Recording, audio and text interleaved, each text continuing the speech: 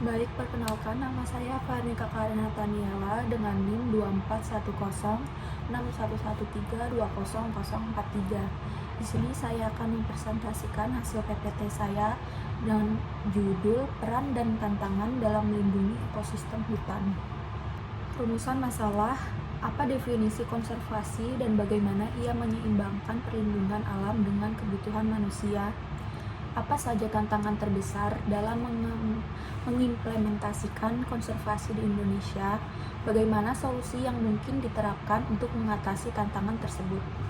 Tujuan penelitian: menganalisis definisi dan prinsip konservasi, menjelaskan tujuan utama konservasi, menjaga fungsi ekologis, sosial, dan ekonomi hutan, mengidentifikasi tantangan dalam implementasi konservasi di Indonesia.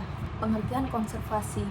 Konservasi adalah upaya perlindungan dan pelestarian sumber daya alam seperti lingkungan hidup, hewan, tumbuhan, tanah, air, udara, serta keanekaragaman hayati untuk menjaga keberlangsungan dan manfaatnya bagi generasi sekarang dan mendatang. Secara umum, konservasi berarti memelihara dan melindungi suatu secara teratur agar tidak rusak atau musnah, yang dilakukan secara bijaksana agar tetap lestari.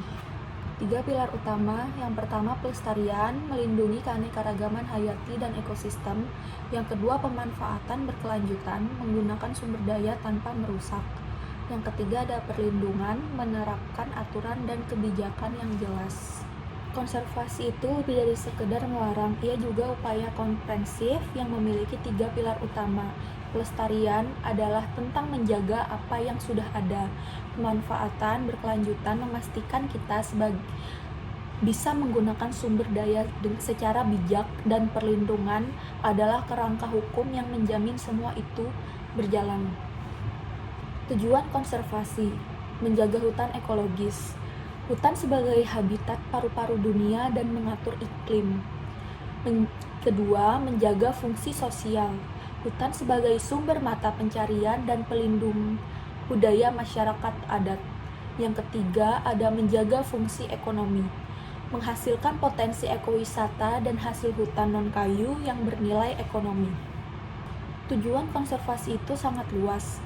Secara ekologis, hutan adalah jantung dan ekosistem kita. Secara sosial, hutan memberikan kehidupan bagi banyak komunitas, dan secara ekonomi, konservasi membuka peluang bisnis baru seperti ekowisata yang tidak merusak lingkungan. Metode penyelesaian. Metode penelitian, studi literatur, dan analisis. Pengumpulan data, jurnal ilmiah, buku, laporan pemerintah, dan studi kasus. Pendekatan: menganalisis data dari berbagai sumber untuk mendapatkan gambaran yang komprehensif.